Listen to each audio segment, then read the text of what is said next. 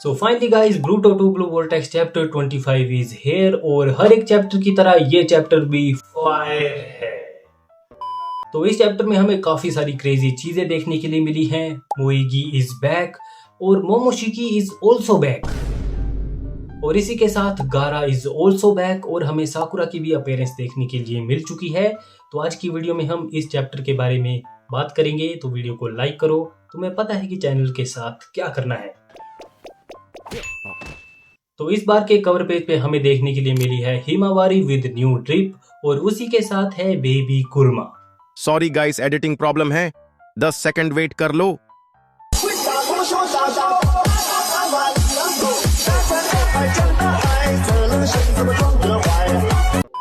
तो इस चैप्टर की शुरुआत ही होती है कोनोहामारू से। तुम्हें पता है कि पिछले चैप्टर में इनके पास जो मोईगी का थ्रोन सोल था वो आ चुका है। तो चैप्टर की शुरुआत में ही ये जाते हैं और मोईगी को रिवाइव करते हैं इस ट्री से। So finally guys, Moegi is back. इनके बीच में थोड़ी बहुत बातें होती हैं और जो चाइल्डहुड फ्रेंड हैं वो एक दूसरे से वापस मिल चुके हैं। तो कोनोहामारू इसको रिवाइव करते ही अपने गले से लगा लेता है और तभी हमें बोरुटो दिखाया जाता है जो कि हर बार की तरह ओरा फार्मिंग कर रहा है, बस हवा में उड़ रहा है। तो इसके बाद हमें सीधे दिखाया जाता है सैंड विलेज और फाइनली जो गारा है उसे भी अनसील्ड कर दिया है। वो हॉस्पिटल में है, अभी भी होश में नहीं है, और फाइनली वो भी वापस आ चुका है। तो गारा सेव है। तो जो इसका बेटा है सिंकी वो भी ऑल्सो ठीक ही होगा। वो हमें देखने के लिए नहीं मिला है, पर मैं बोल रहा हूँ कि ठीक ही होगा, तो ठीक ही होगा। ओके। और इसके बाद हम दोबारा सीधे पहुंच जाते हैं कोनहा विलेज में और यहाँ पे फाइनली जो साकुरा की अपीयरेंस है वो हमें देखने के लिए मिलती है और वो चेक कर रही है मोईगी को। तो वो फाइनली रिवाइव तो हो चुकी है। रिवाइव बोलना सही होगा या फिर नहीं? No. तो फाइनली वो पेड़ से अलग हो चुकी है, पर अभी भी जो पूरे तरीके से वो रिकवर नहीं हुई है। तो साकुरा इसे चेक करती है क्योंकि तुम्हें पता है कि वो एक मेडिकल निंजा है, तो उसका काम है पेशेंट को चेक करना। और तभी वहां पे एंट्री होती है शारदा की।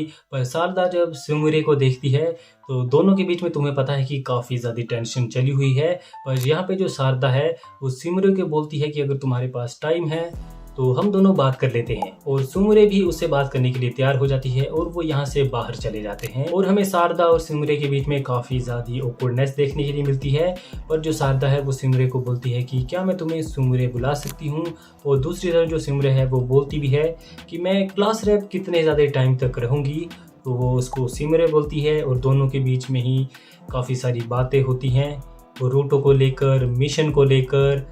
पर सबसे ज़्यादा इम्पोर्टेंट चीज़ ये थी कि इसी बीच जो शारदा है वो सुमुरे को बोलती है कि मैं भी बोरुटो को पसंद करती हूँ। तो इसके अलावा भी शारदा और सुमुरे के बीच में काफ़ी सारी बातें होती हैं, पर मैं तुम्हें सारी चीज़ें यहाँ पे नहीं बताने वाला हूँ, खुद जाके पढ़ लेना। तो जैसे ही जो शारदा है वो सुमुरे को बोलती है कि आई लाइक बोरुटो 2, तो ये सारी जो चीज़ें हैं वो एडा देख रही होती है और वो भी काफ़ी ज़्यादा हैरान होती है ये बात सुनने के बाद। पर सुमुरे बिल्कुल भी पैनिक नहीं होती है, वो भी बिल्कुल काम है। अब दोनों के बीच में काफ़ी ज़्यादा अंडरस्टैंडिंग हो चुकी है और मुझे लगा था पता नहीं यहाँ पे कुछ और ही लड़ाई नजर पड़े बोरुटो को लेकर। और जो सुमुरे है वो शारदा को बोलती भी है कि थैंक्स फॉर बीइंग ऑनेस्ट, और दोनों एंड में एक दूसरे का हाथ पकड़कर चली जाती हैं। सो फाइनली दोनों के बीच में जितनी भी चीजें थी वो अब खत्म हो चुकी हैं, दोनों वापिस से फ्रेंड बन चुकी हैं। और इसके बाद हमारा जो सीन है वो शिफ्ट हो जाता है हिमावारी के ऊपर, जो कि मेडिटेशन कर रही है। और हमें देखने के लिए मिलता है कि जो इनर वर्ल्ड होता है उसमें हिमावारी और जो कुर्मा है वो ट्रेनिंग कर रही हैं। जो कुर्मा है वो उसको काफ़ी सारी चीज़ें सिखा रही है, उसे ट्रेन कर रही है और उसे आगे की फाइट के लिए तैयार कर रही है।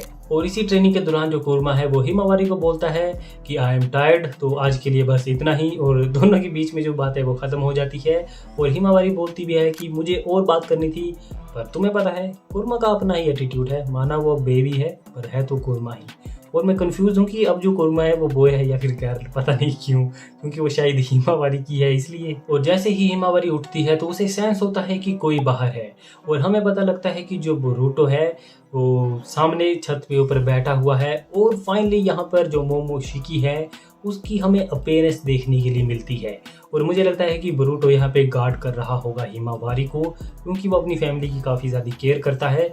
और तुम्हें पता है कि जूरा पीछे पड़ा है हिमावारी के, तो बोरुटो यहाँ पे प्रोटेक्ट कर रहा होगा अपनी सिस्टर को। पर फाइनली मोमोशिकी की हमें अपीयरेंस देखने के लिए मिल चुकी है।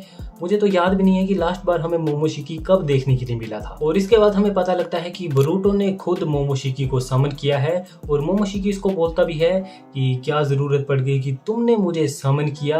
पर इसके बाद इन दोनों के बीच में बात होती है और हमें पता लगता है कि मोमोशिकी बोलता है कि तुमने इस बार भी सर्वाइव कर लिया। अगर मैं तुम्हें पहले नहीं बचाता तो मुझे यहाँ पे कैद होकर नहीं रहना पड़ता, क्योंकि बोरुटो अब काफ़ी ज़्यादा स्ट्रॉन्ग बन चुका है और मोमोशिकी बोरुटो के माइंड के ऊपर कंट्रोल नहीं कर सकता है। और वो ये सारी चीज़ें रिग्रेट कर रहा है कि उसे बोरुटो को नहीं बचाना चाहिए था पहले। तो वो बस यहाँ पे अब बैठा हुआ है मज़े से, जैसे सुकुना क्या बोलते हैं इतादोरी की बॉडी के अंदर मजे से बैठा होता है, ये भी यहाँ पे इंजॉय कर रहा है। तो इसके बाद हमें बोरुटो की साइड से काफ़ी बोल्ड मूव देखने के लिए मिलता है। बोरुटो मोमोशिकी को बोलता है कि मुझे तुम्हारी स्ट्रेंथ चाहिए, और जो मोमोशिकी है वो बोरुटो को बोलता है कि मैं तुम्हारी फ्री में मदद क्यों करूं, तुम यहाँ से चले जाओ।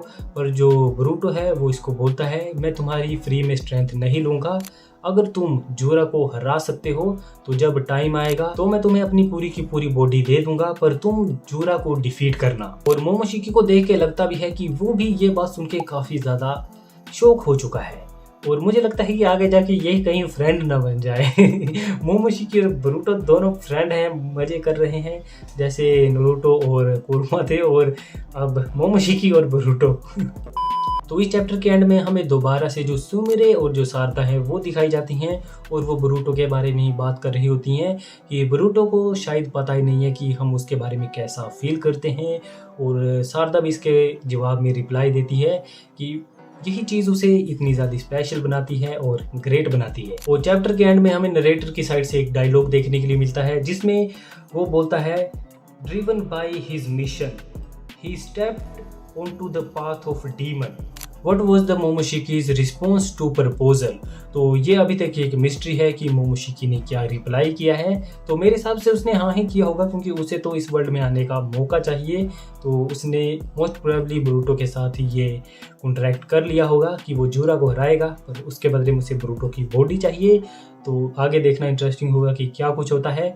ये चैप्टर काफ़ी ज़्यादा बढ़िया था। तो मेरा कोई प्लान नहीं था इस चैप्टर के बारे में डिटेल में बात करने का, ये बस मेरा एक सॉलिड रिव्यू है। ये कोई एक्सप्लेन वीडियो नहीं है, पर रिव्यू समझ लो इसे। तो आप कमेंट सेक्शन में जरूर बताना कि आपको ये वाला चैप्टर कैसा लगा। इसके अलावा अगर आप ब्लैक क्लोवर की भी मांगा पढ़ते हो तो मैंने ब्लैक क्लोवर के ऊपर भी वीडियो बनाई है, तो उसको भी चेकआउट कर लेना। तब तक के लिए बाय बाय।